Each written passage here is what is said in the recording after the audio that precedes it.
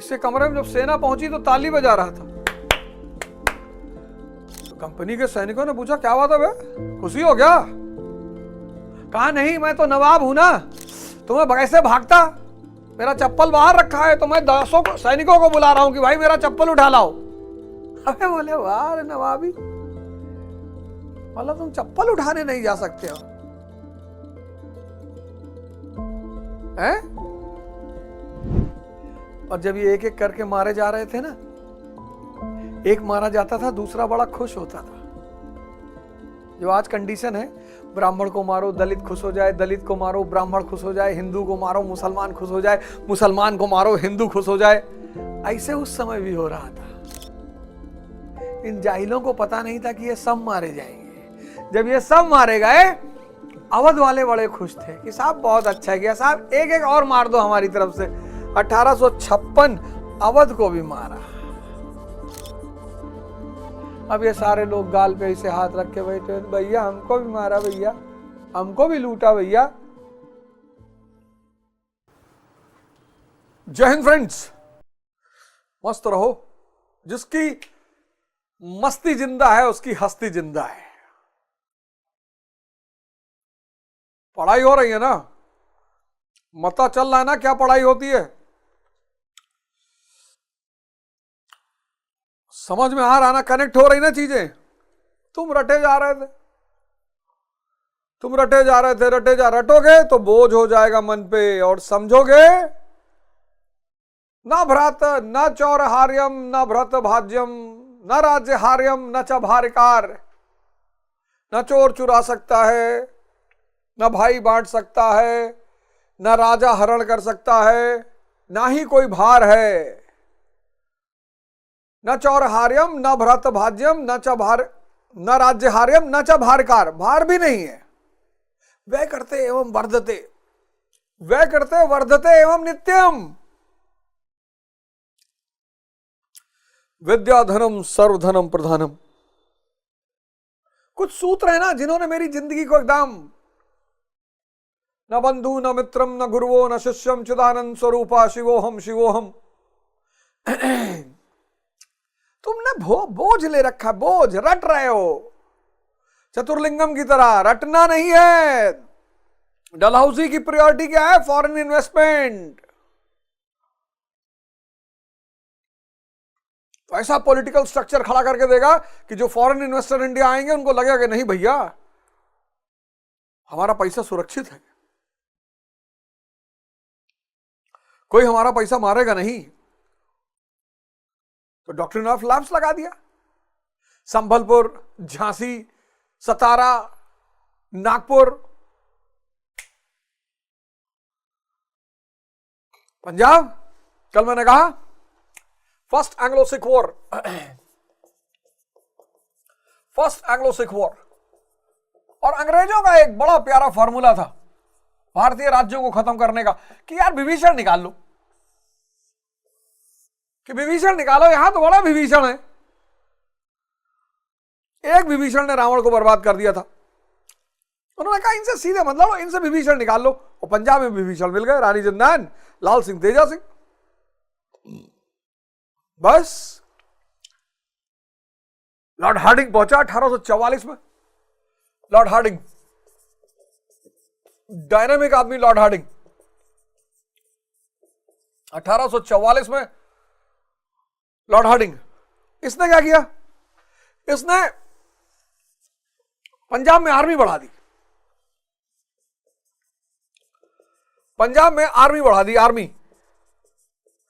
पंजाब में आर्मी बढ़ा दी। 68 गन, 68 तोपें मंगवा ली, 32,000 की सेना, पॉन्टून पुल,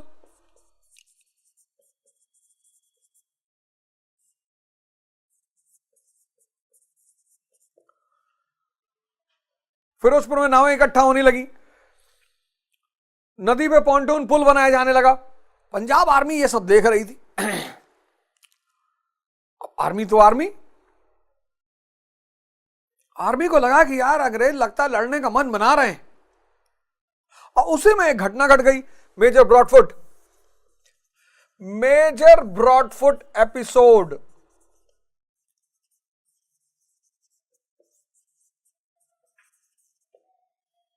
आनंदपुर साहिब के जो सोधी प्रीस्ट थे उसके साथ इसने बदतमीजी कर दी, धर्म पर हमला, भड़क गई पंजाबी सेना, भड़क गई पंजाबी सेना, भड़क गई और पहला एंग्लो सिख वॉर हुआ 1845-46। जहां विभीषण है वहां तुम चाहे जितनी बहादुरी से लड़ो, सिख आर्मी हार गई। विभीषणों की वजह से सिख आर्मी हार गई।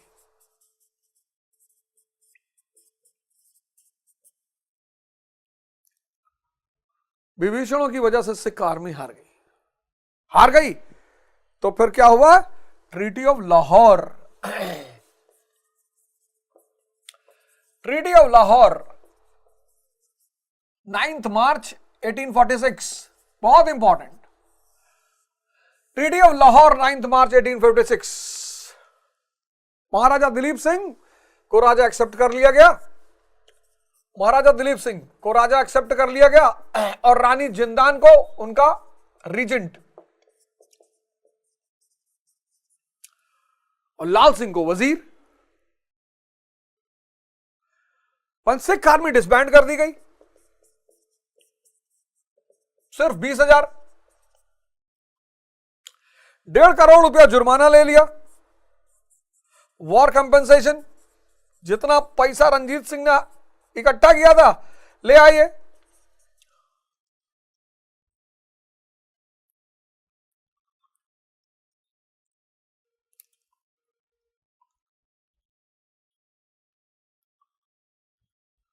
कश्मीर इनसे लेकर गुलाब सिंह को भेज दिया 50 लाख में। डोगरा चीफ गुलाब सिंह, उनको कश्मीर भेज दिया।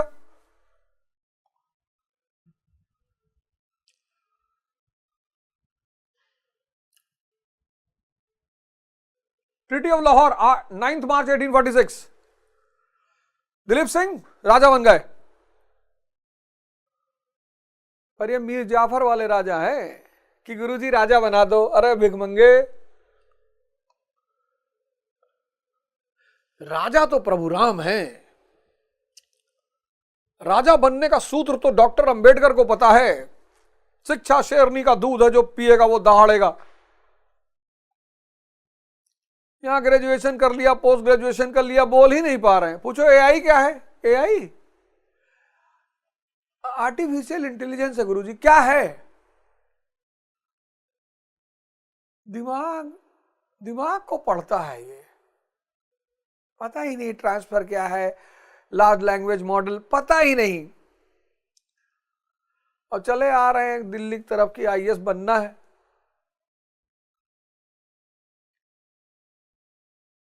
ये देखो, महाराजा दिलीप सिंह राजा, रानी जिंदान, जिंदाल लिख दिया मैंने, जिंदान, रानी जिंदान उनकी रीजेंट और लाल सिंह वजीर। सिख आर्मी को डिसबैंड कर दिया गया। 20,000, 1.5 करोड़ वॉर कंपेंसेशन। जितना रंजीत सिंह पैसा इकट्ठा किया सब निकाल लाए। किसी का पैसा छीन लो वैसे ही अपंग हो जाएगा, अपंग। और कश्मीर इनसे छीन के गुलाब सिंह को दे दिया। डोगरा उस 50 लाख उसका भी लिया। अब अंग्रेजों को लगा। अब सुनना बड़ी मजेदार बात। देखो, मूर्ख तो मूर्ख ही रहेगा ना।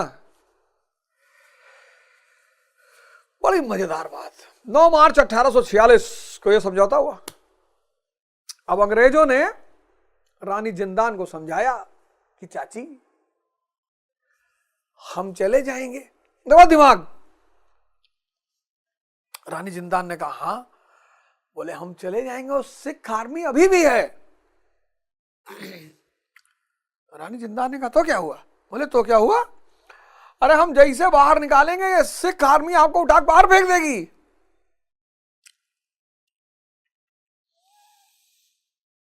अगर अपना हित पूरा करना चाहते हो किसी से, सुन लेना, बहुत बड़ा सूत्र बताने जा रहा हूं। या तो उसे डराओ और या उसे लालच दो। बहुत पुराना फॉर्मूला है ये। The policy of appeasement and fear, बहुत पुराना फॉर्मूला है। धर्म इसका इस्तेमाल करता है, स्वर्ग और नर्क। राजनीतिक इसका इस्तेमाल करते हैं, हम अगर सत्ता में नहीं आए तो दूसरे कौम आ जाएगी, दूसरी जाति के लोग आ जाएंगे, मारे जाओगे तुम। और व्यापारी इसका इस्तेमाल करता है। बड़ा प्यारा लॉ है, policy of fear and appeasement, प्रलोभन और भय। तो अंग्रेजों ने इनको भय दिया कि चाची अगर हम लोग गए तो ये सिख आर्मी तुमको उठा फेंकेगी। तो रानी जिंदान ने कहा तो क्या करें भैया, कहीं काम करो चाची, तुम एक प्रपोजल दो हमको कि हम लोग यहां रुके, क्योंकि महाराजा अभी माइनर हैं, तो हम अभी रुके महाराजा की सुरक्षा के लिए, और जब तक महाराजा की स्थिति मजबूत नहीं हो जाती तब तक ईस्ट इंडिया कंपनी की आर्मी पंजाब में रहेगी। बोले हम नहीं कहेंगे, हम कहेंगे तो लोग शक करेंगे, आप कहो। अरे रानी जिंदान ने कहा अभी कहती हूं। अरे बोले मैडम अभी मत कहो, कल कह देना। तो यहीं पर एक दूसरी ट्रीटी हुई 11 मार्च 1846। इसको कहते हैं subsidiary treaty. Subsidiary treaty, subsidiary treaty कहते हैं इसको, 11 मार्च 1846। और इसके अंतर्गत यह तय हुआ कि कंपनी की सेना दिसंबर 1846 तक लाहौर में रहेगी। क्यों रहेगी? महाराजा की स्थिति को मजबूत करने के लिए रहेगी। क्यों रहेगी? महाराजा की स्थिति को मजबूत करने के लिए रहेगी।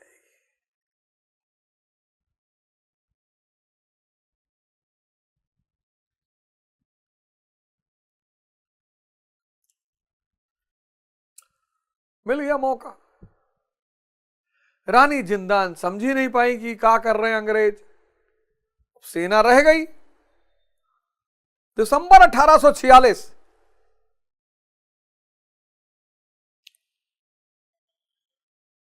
सब पिछले 10-12 हजार साल से झेल रहे हैं। इनके ऊपर हमें दया आती, महमूद गजनी को तो ही मार नहीं पाते हैं, तब जाके पैर पकड़ लेते हैं। कहते हैं 17 बार भारत पे आक्रमण किया, 1008 से 1025 लूटता रहा भारत को, और यहां के सब एक से एक मठाधीश पता नहीं कहां गायब हो गए। आया दौड़ा दौड़ा जूता से मारा, फिर मोहम्मद गौरी लूटा, फिर इनको तैमूर मारा, जूता जूता मार जूता मार जूता, फिर बबरवा मारा, फिर नादिर साहबा, फिर अब्दाली। कुछ कर पाए? यही ऐसे ऐसे इनका काम है यही।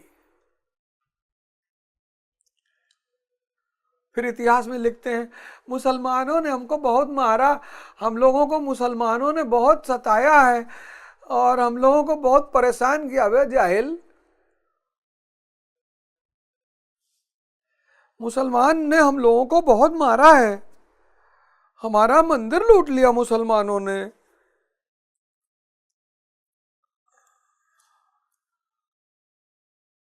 पढ़ो तुम लोग, मजा लो। हैं? तो सुनो, ये देखो घेल महारानी से ही कहलवा लिया। महारानी से ही कहलवा लिया कि आप प्रपोजल दो, आप कि ईस्ट इंडिया कंपनी की सेना यहां रुकनी चाहिए। क्यों रुकनी चाहिए? महाराजा की स्थिति को मजबूत करना है। और तेरी महारानी ने रुकवा लिया। एक सब्सिडियरी ट्रीटी हुई 11 मार्च 1846 में कि दिसंबर 1846 तक कंपनी की सेना पंजाब में रहेगी। क्यों रहेगी? महाराजा की स्थिति को मजबूत करना है। जो बोले सो निहाल, सत श्री अकाल। मिल गया कंपनी को मौका। अब जब मौका मिल गया तो कांड होगा। अब तो कांड होगा। और एक दिन कंपनी ने रानी जिंदान को पेंशन देकर विदा कर दिया। कहा मैडम, पेंशन देकर विदा कर दिया। रानी जिंदान ने कहा अरे अरे, बोले मैडम एक्चुअली राजा साहब का विकास नहीं हो पा रहा, मां की शरण में बेचारे प्यार दुलार पा रहे हैं, बढ़ नहीं पा रहे। बोले पूरा बढ़ रहा है। बोले नहीं बढ़ पा रहे।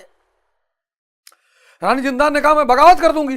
बोले बगावत अगर तुमने किया तो सिख आर्मी को हम लोग बता देंगे कि तुम ही लोग मुखबरी कर रही थी पहले एंग्लो सिख वॉर में, ये सिख आर्मी तुमको फाड़ के खा जाएगी। रानी जिंदान चली गई। रानी जिंदान को भेज दिए सब शेखपुरा। लाल सिंह को पलट दिया उठाकर। जब तक ट्रीटी का समय पूरा होता दोनों गायब।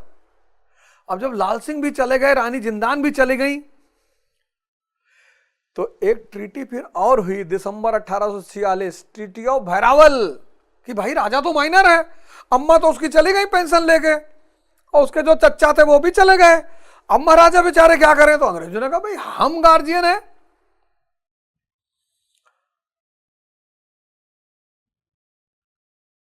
बोला हम गार्जियन है यार।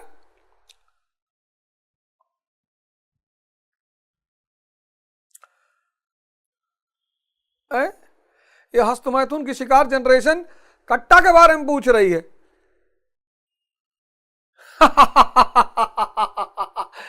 बताओ, कट्टा के बारे में, हस्तमैथुन की एचएमएस जनरेशन, ये हस्तमैथुन की शिकार, हाथ पे कंट्रोल ही नहीं है। कह रही गुरुजी कट्टा के बारे में बता दो। अरे जाहिल, पहले इसको सुन ले, नहीं कोई गजनी फिर तुमको मारेगा। बुद्धि को खोल। ये देख, लाल सिंह भी चले गए, तेजा सिंह भी चले गए, जिंदान भी चली गई। तो ये हुआ कि महाराजा तो माइनर है, वयस्क हैं, अब क्या होगा? अरे कंपनी ने कहा यार, कंपनी कहा भैया हम लोग किस लिए हैं, हम लोग महाराजा का ख्याल करेंगे। तो दिसंबर 1846 में हुई भैरावल की संधि। सब नोट करते चलो, लिखते हुए चलो, दिसंबर 1846 भैरावल की संधि। पढ़ा रहे हैं दोस्त, और सिलेक्शन दो, सिलेक्शन देना है, और जम के बदमाशी करनी है इस देश पर, और पूरी दुनिया पर कब्जा कर लेना है। और तुम टेंशन मत लिया करो, ये मत सोचो कि ये सब ऐसे लिखते रहेंगे तो हम नहीं पढ़ाएंगे, इनको दौड़ाक मारेंगे हम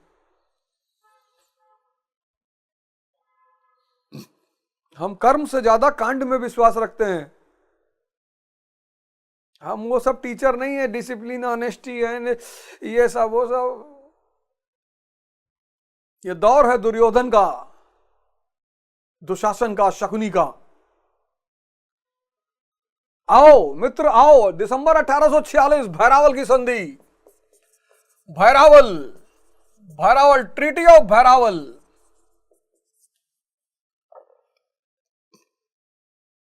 और British resident Lawrence, British resident क्या बन गया? रीजेंट बन गया। किसका? महाराजा दिलीप सिंह का। पंजाबियों की एक परिषद बनी और उसके ऊपर ब्रिटिश रेजिडेंट, और ये सब महाराजा के क्या बन गए? महाराजा के बन गए रीजेंट, केयर टेकर। यानी दिसंबर 1846 से पंजाब का शासन इनडायरेक्ट रूप से किसके हाथ में? कंपनी के हाथ में। दिसंबर 1846 से पंजाब का शासन किसके हाथ में? EIC के हाथ में।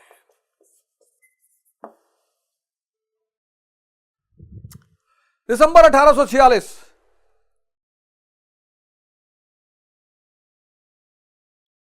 दिसंबर 1846 कंपनी का प्रशासन किसके हाथ में? अरे पंजाब का प्रशासन किसके हाथ में? कंपनी के हाथ में। कौन है पंजाब का राजा? British resident.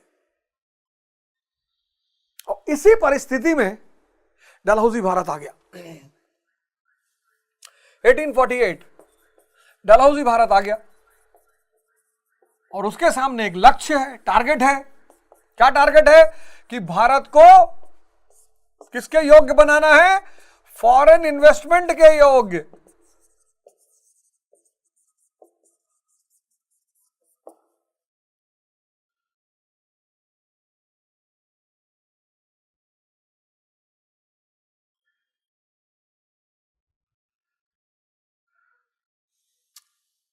$1848 डलहौजी भारत आ गया। टारगेट क्या है? भारत को किसके योग्य बनाना है? विदेशी निवेश के योग्य। अरे उसने कहा ये जो पंजाब में मुखौटा डाल रखा है इसको हटाओ यार, ये मुखौटा नहीं चलेगा, ये सब हटाओ, हमें अपने इन्वेस्टरों का विश्वास जीतना है। अरे बोले यार हम ही लोग राजा हैं, अपने खिलाफ कैसे वॉर कर दें? पंजाब का राजा कौन? ईस्ट इंडिया कंपनी, क्योंकि रेजिडेंट ही केयरटेकर है। अब कोई अपने ही खिलाफ युद्ध कैसे कर दे? अरे डलहौजी ने कहा रुको हम बताते हैं अभी। तो फिर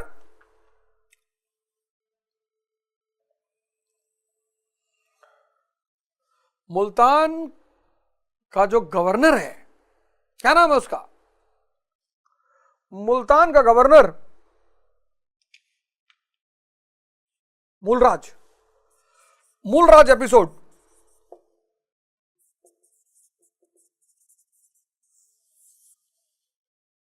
मूलराज एपिसोड क्या है? डलहौजी ने क्या किया? 20 लाख रुपए नजराना मांग लिया।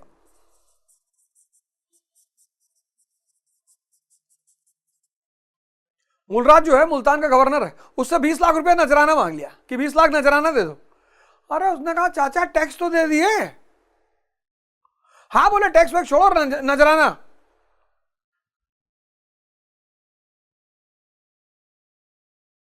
$20 लाख नजराना। रावी नदी का जो उपजाऊ क्षेत्र था, रावी रिवर का जो उपजाऊ क्षेत्र था, उसको छीन लिया।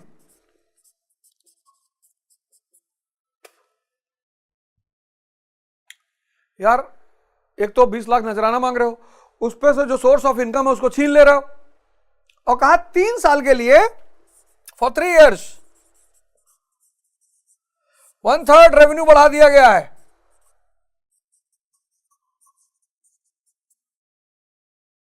तीन साल के लिए 1/3 रेवेन्यू बढ़ा दिया। अरे सोर्स ऑफ इनकम छीन रहे हो। मेरे पास 20 ट्रक है। नहीं ट्रक वरक नहीं है मेरे पास, इसे एग्जाम्पल दे रहे हैं। नहीं सोचोगे अच्छा ट्रांसपोर्टर भी हो, ट्रांसपोर्ट कंपनी चलाते हो। एग्जाम्पल है, मेरे पास 20 ट्रक है और मैं हर साल सरकार को 2 करोड़ रुपए टैक्स देता हूं। सरकार ने 2024 में हमसे कहा कि पंडित अवध ओझा, मैंने कहा जी, बोले इस साल 20 करोड़ रुपया दोगे? अरे मैंने कहा गुरुजी नहीं हो पाएगा। बोले देना पड़ेगा, नहीं तो देश निकाला। मैंने कहा दे देंगे गुरुजी, 20 करोड़ रुपया दे देंगे। अभी तक अनाज जा रहा था ट्रक में, अब अफीम जाएगी। अरे बोले पूरा तो सुनो, सिर्फ 20 करोड़ नहीं, तुम्हारा 18 ट्रक भी सरकार ले लेगी। अब तो एक ही रास्ता है मेरे पास, बस एक रास्ता, हिजबुल मुजाहिदीन। जिंदगी बस वही मूलराज के पास भी रास्ता था कि सोर्स ऑफ इनकम भी छीन रहे हो, 3 साल रेवेन्यू बढ़ा रहे हो, 20 लाख नजराना मांग रहे हो। मूलराज ने रिजाइन कर दिया। मूलराज ने रिजाइन कर दिया। मूलराज ने रिजाइन, मूलराज रिजाइंड, उसने रिजाइन कर दिया, कहा साहब हम नहीं कर पाएंगे। देखो मूलराज ने रिजाइन कर दिया। डलहौजी को लगा ये तो साला मामला फेल कर गया यार, ये तो हमारा पूरा कैलकुलेशन ही फेल हो गया। तो डलहौजी ने 2 अंग्रेज अधिकारियों को भेजा मुल्तान संभालने के लिए, और दोनों ने पहुंचकर आतंक मचा दिया, इतना जनता को परेशान किया। अब जनता कहां जाएगी? जनता पहुंच गई मूलराज के पास कि साहब देखो बहुत परेशान कर रहे साहब। मूलराज ने कहा कि मैं अपनी जनता के साथ खड़ा हूं। जैसे ही मूलराज ने कहा मैं जनता के साथ खड़ा हूं, डलहौजी ने कहा विद्रोह, रिवोल्ट, रिवोल्ट ऑफ मूलराज। अरे मूलराज ने कहा भैया मैं अपनी बात रख रहा हूं। बोले नहीं बात छोड़ो, रिवोल्ट। और इसी मुद्दे को, इसी को इशू बना दिया, और इसका परिणाम रहा सेकेंड एंग्लो सिख वॉर।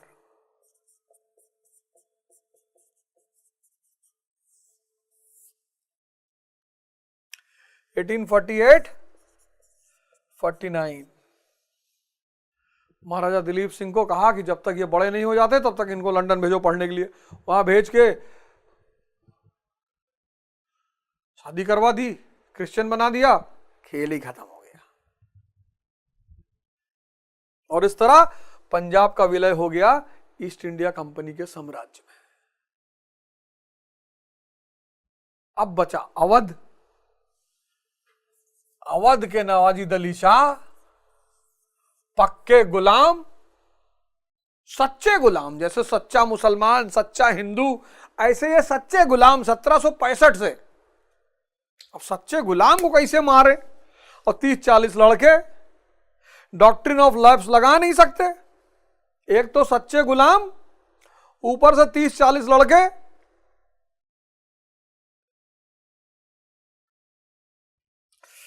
बोले अब क्या किया जाए यार? तो इस पे क्या लगाया? मैल एडमिनिस्ट्रेशन। मैल एडमिनिस्ट्रेशन, कुशासन। नवाब ने कहा साहब हम तो 1765 से शासन ही नहीं कर रहे। बोले नहीं नहीं, कुशासन। अरे बोले साहब शासन तो आप ही। अरे बोले यार कुशासन, बस। You are like Dushasan, you are doing कुशासन। नवाब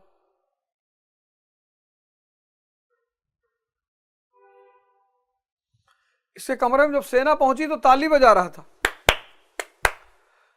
तो कंपनी के सैनिकों ने पूछा क्या बात है बे, खुशी हो गया? कहा नहीं, मैं तो नवाब हूं ना, तुम्हें कैसे भागता? मेरा चप्पल बाहर रखा है तो मैं 10 सैनिकों को बुला रहा हूं कि भाई मेरा चप्पल उठा लाओ। अबे बोले वाह नवाबी, मतलब तुम चप्पल उठाने नहीं जा सकते हो हैं? पहला काम उसने किया political policies. Political policies, political policies में क्या किया? पहला काम एनेक्सेशन।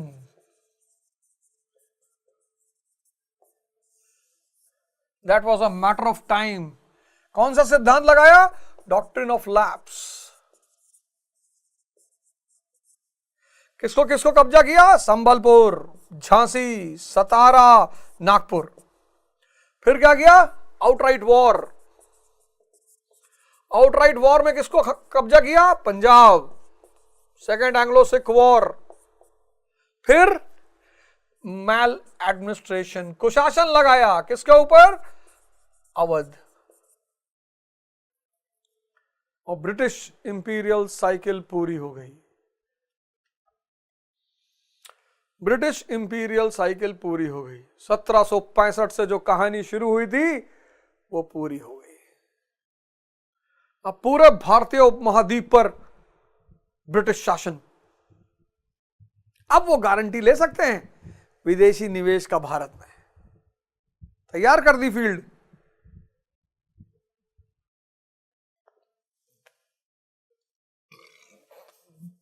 (1765) किस पे कब्जा किया?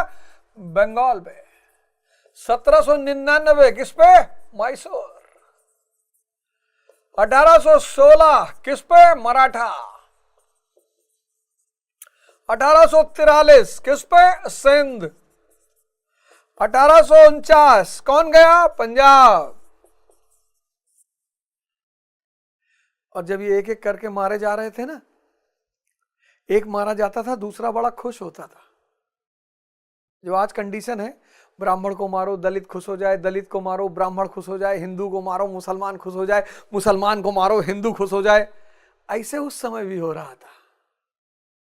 इन जाहिलों को पता नहीं था कि ये सब मारे जाएंगे। जब ये सब मारे गए, अवध वाले बड़े खुश थे कि साहब बहुत अच्छा किया साहब, एक एक और मार दो हमारी तरफ से। 1856 अवध को भी मारा। अब ये सारे लोग गाल पे ऐसे हाथ रख के बैठे, भैया हमको भी मारा, भैया हमको भी लूटा, भैया।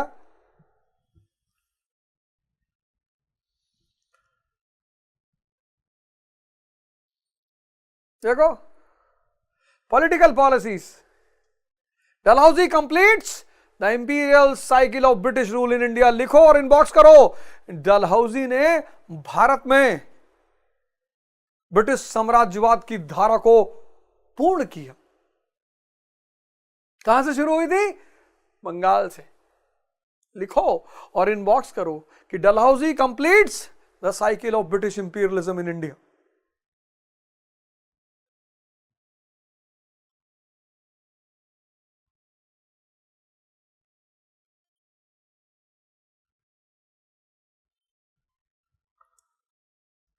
ठीक, पॉलिटिकल पॉलिसीज दिमाग में रखा ना, यहां छोटा दिमाग, यहां मस्त रहा करो यार, पढ़ाई करो, मां बाप का पैर छुओ, अच्छे विचार। तुम्हारी गलती क्या है मैं बताऊं, तुम लोग की गलती क्या है? एक एक एक, एक 2 मिनट का टाइम दो मुझे, बीच में थोड़ा सा प्रवचन कर दूं। देखो जीवन में 2 धाराएं हैं, एक धारा है कर्म की, एक धारा है कांड की, और ये है मन। कांड की धारा के अब इसमें क्या है कि प्रेम करना है, रिश्तेदारों को दिखाना है कि हम शेर खान हैं, सबसे सम्मान करवाना है, जलवा बिखेरना है, यह कांड की धारा है। अब अगर तुम्हारा मन इसमें लगता है, इस धारा में, तो तुम कार्य के मामले में शून्य चल रहे हो।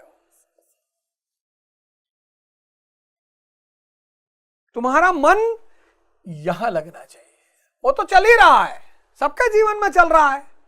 जो लोग महान है ना, वही तो,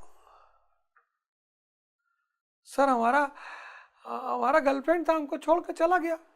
अरे तो देखो शिव जी को, पार्वती मां उनको छोड़ के नहीं आ सकती, ताकत, जहर पी जाते हैं। तुम एक गिलास शुद्ध दूध पी लो, तुमको डायरिया हो जाए। तुम एक गिलास शुद्ध दूध पी लो, तुमको डायरिया हो जाए। हम जब आंधी आती थी, हाई स्कूल इंटर में थे, तो गांव में रहते थे, और जब आंधी आती थी तो भागते थे बोरा लेके आम बीनने के लिए, और तुमको आंधी आ जाए तो उड़ने लगो।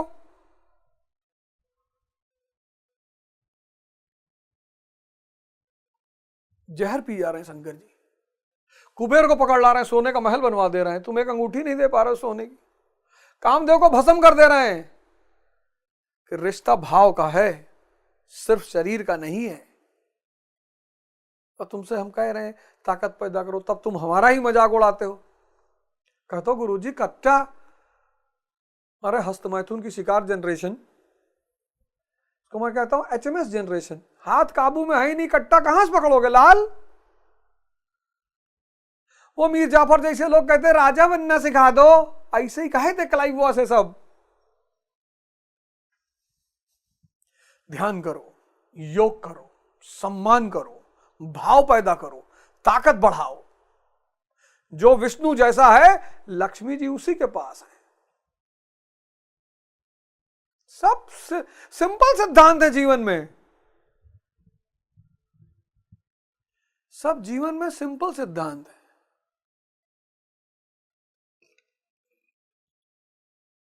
डलहौजी ने क्या किया?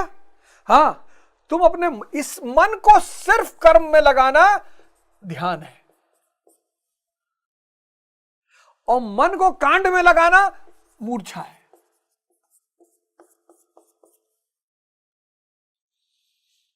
और जो मन को इधर लगाएगा पूरी तरह से, वो राज करेगा, प्योर हो जाएगा, खालिस हो जाएगा, खालसा हो जाएगा। तो डलहौजी ने क्या किया? ब्रिटिश साम्राज्यवाद की धारा को पूर्णता पर पहुंचाया। Dalhousie completes the cycle of British imperialism in India. दूसरा काम क्या करेगा? वो एडमिनिस्ट्रेटिव रिफॉर्म्स करेगा। पहला पॉलिटिकल पॉलिसीज, दूसरा एडमिनिस्ट्रेटिव प्रशासनिक नीतियां। 1850 पूरा भारत कंपनी के कब्जे में। गवर्नर जनरल ऑफ इंडिया को अब पूरा भारत देखना है। पंजाब भी कब्जे में, अवध तो पहले से था ही।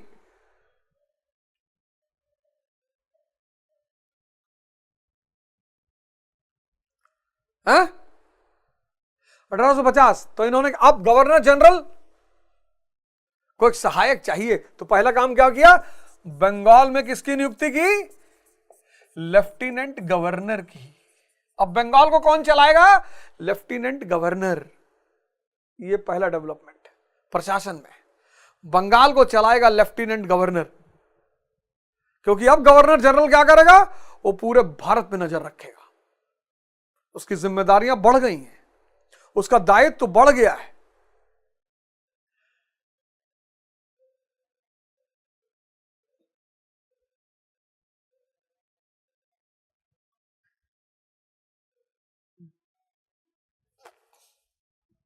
तो पहला रिफॉर्म किया एडमिनिस्ट्रेशन में, बंगाल को किसके अंदर गया, लेफ्टिनेंट गवर्नर।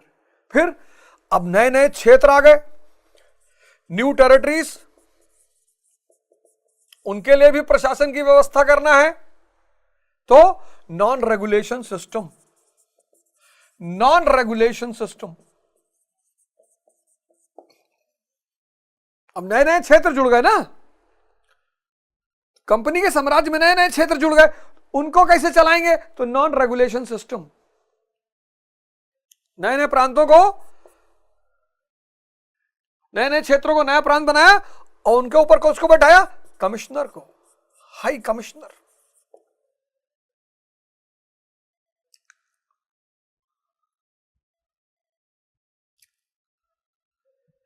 एक इर्रेगुलर फोर्स को जन्म दिया उसने, इर्रेगुलर। उसने कहा एक ऐसी सेना बनाओ जो आपातकाल के लिए हो, गोरखा रेजिमेंट। गोरखा रेजिमेंट बहुत काम आई 1857 के विद्रोह में।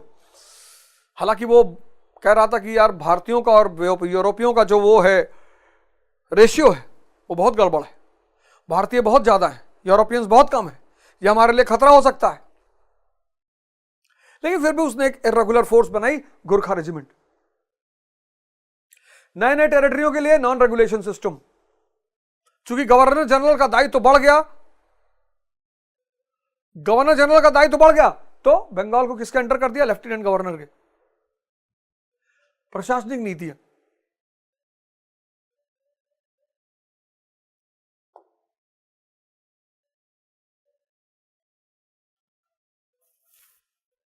दूसरा काम यह किया। तीसरा काम, तीसरा काम तो ऐसा कर दिया, अब I is equal to I, industry is equal to infrastructure, मार दौड़ा के।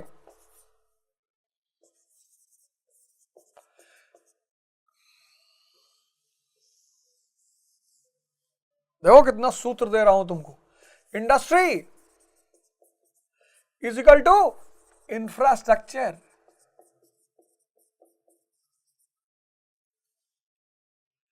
अगर इंडस्ट्रियलाइजेशन को बढ़ाना है तो इंफ्रास्ट्रक्चर पे ध्यान देना है, बिना इंफ्रास्ट्रक्चर के इंडस्ट्रियलाइजेशन हो ही नहीं सकता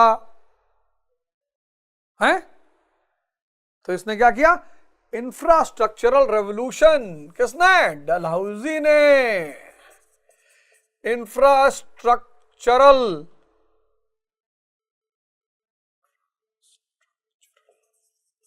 रेवोल्यूशन किया इसने। कैसे, रेलवे 1853 में पहली रेलवे लाइन मुंबई से ठाणे,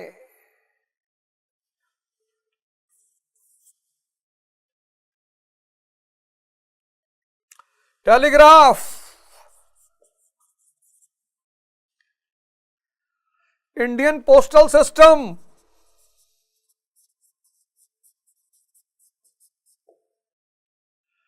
कहा 4 आने में कहीं भी लेटर भेजो, चाहे जहां, 4 आने में कहीं भी। दूसरा, चौथा, वुड्स डिस्पैच। वुड्स डिस्पैच 1854, शिक्षा स्कूल से यूनिवर्सिटी तक, स्कूल से यूनिवर्सिटी तक, वुड्स डिस्पैच स्कूल से यूनिवर्सिटी तक। पूरा भारत कब्जे में आ गया ना।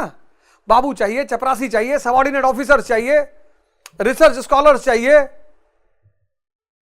इसको भारत में मॉडर्न शिक्षा का मैग्ना कार्टा कहा जाता है।